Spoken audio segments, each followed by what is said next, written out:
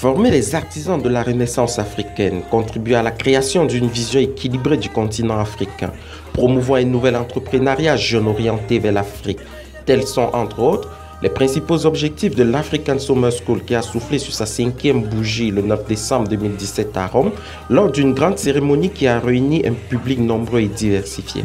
Au cours de cette dernière, il a été question pour ses responsables de passer en revue les rapports des 5 années qui ont marqué la vie de cette institution dont le sérieux et la qualité des enseignements tendent vers l'excellence africaine.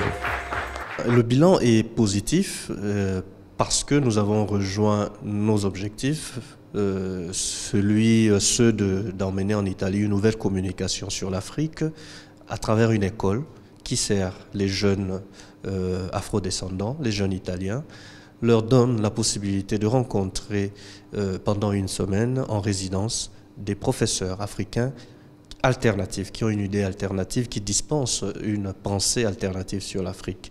Après la présentation globale de l'institution qui est allée de sa philosophie à ses missions en passant par ses objectifs, c'est avec le cœur en joie qu'elle a présenté ses anciens étudiants venus nombreux témoigner de leur satisfaction à l'égard de leur ancienne école formatrice. En outre, ces derniers ont fièrement présenté leurs différents projets de création de start-up dont la réalisation de la plupart se fera en Afrique et bien entendu les meilleurs ont été primés.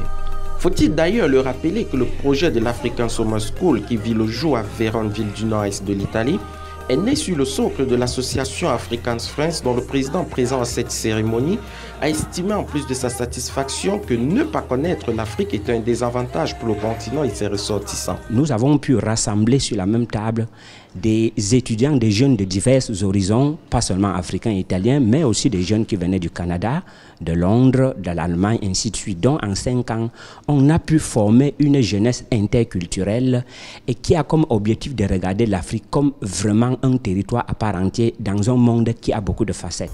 Pour le directeur de l'African Summer School, le bilan est très positif et à partir des années suivantes, l'institution ouvrira officiellement ses portes au sein de l'Université populaire de Rome, ville où sera désormais transféré son siège social. Ce qui est sur table de décision, c'est de transférer African Summer School à Rome. Nous sommes déjà quasi arrivés à prendre cette décision. Le reste, c'est trouver les mécanismes organisationnels et financiers qui vont soutenir l'existence de ce grand projet qui a fait 5 ans à Vérone, pour qu'il puisse bien se transférer et puisse faire aussi 5 ans à Rome.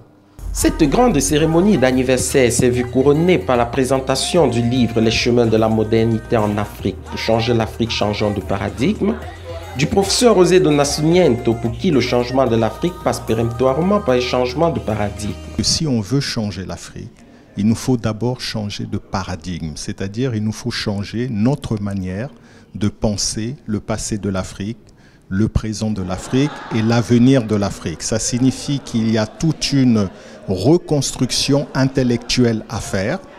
Et l'intérêt de ce livre, c'est que justement dans ce livre, le lecteur pourra trouver le nouveau corpus intellectuel qui permettra aux générations qui vont venir de penser l'Afrique autrement. Et peut-être grâce à ça, on pourra réellement changer l'Afrique.